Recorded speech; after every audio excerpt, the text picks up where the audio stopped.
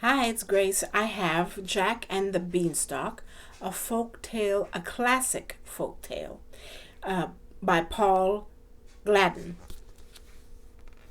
There's the cover. Here we go. As old Mother Twaddle was sweeping her floor, she found a new sixpence under the door, and as she surveyed it with exquisite pleasure, she called her son Jack to look at her treasure. There she is picking up the coin, and Jack is coming to look.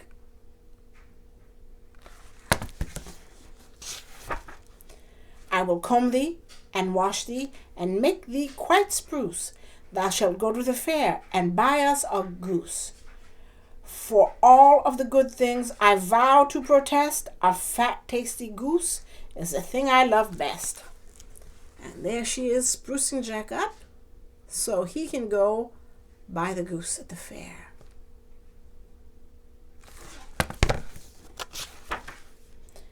When old Mother Twaddle had sent Jack to the fair, she hastened with onions and sage to prepare a savory stuffing for the delicate treat, and thought with what glee of the tidbits she'd eat.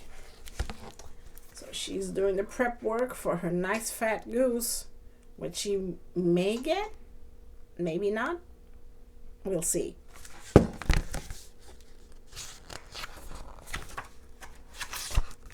When Jack reached the fair, around him was staring. A peddler cried out, "Buy this bean for a farthing. It possesses such virtues that sure as a gun, tomorrow it will grow near high as the sun." So there is the peddler selling the bean to Jack.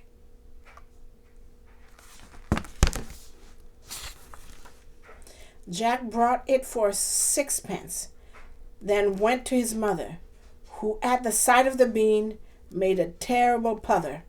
She gave him a scolding and slapped both his hands for having presumed not to mind her commands. Oh dear. Jack is in trouble. And she didn't get her goose. Jack went to the garden and took up his spade, then put the rare bean in the hole that he made, expecting to find this great wonder of wonders, as tall as a tree, to make up for his blunders. So there he is, he's planting.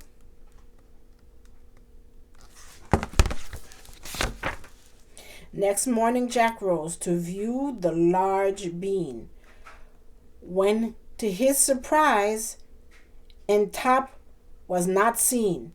It made a long ladder as strong as a rope, and Jack soon climbed on high, full of joy and hope. There he is, she's climbing. And there's his mom all the way at the bottom there.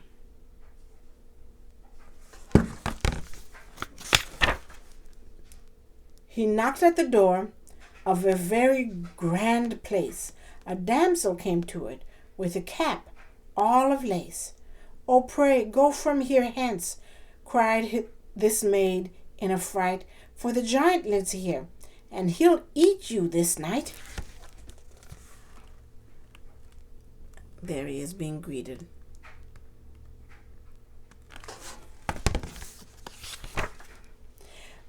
Jack begged to come in, so with winning an air that she promised to hide him, and pointed out where. He no sooner had hidden than the door opened wide, and in stalked the giant with a very long stride. Oh, there is the giant. There's the little girl, very frightened looking.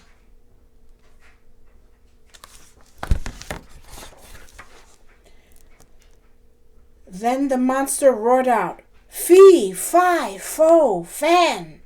I smell the breath of an Englishman. If he be alive, or if he be dead, I'll grind his bones to make my bread." Oh dear, that's terrifying.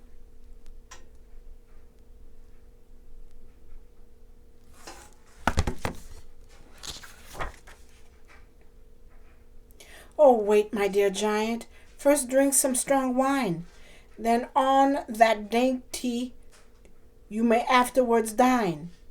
He seized the large cup and tipped it so deep that he tumbled down flat and fell fast asleep.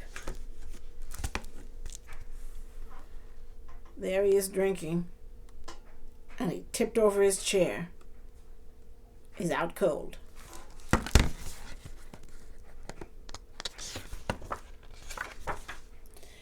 Soon as Jack saw him fall, he crept from the bed. Then he snatched a large knife and chopped off his head. Thus he killed the great man, as he loudly did snore, and never again was the giant seen more. There he is,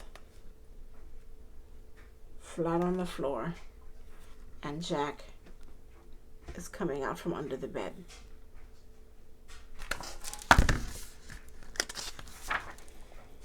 Jack sent for his mother to come up and dine, with a promise of goose and a bottle of wine. And as she did eat with excessive delight, she approved of his bargain and said he'd done right. So she did finally get her goose, and there's the wine.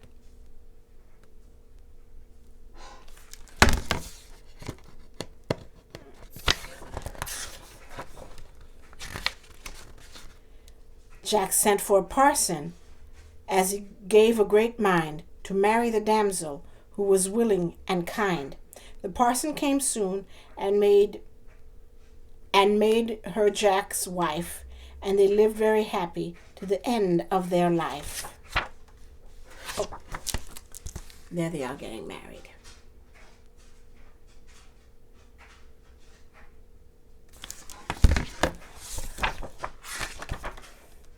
Here Jack and his wife and his mother are seen, all dancing a jig round the wonderful bean. There they are dancing. And that was Jack and the Beanstalk by Galdone. Hope you enjoyed it. Bye.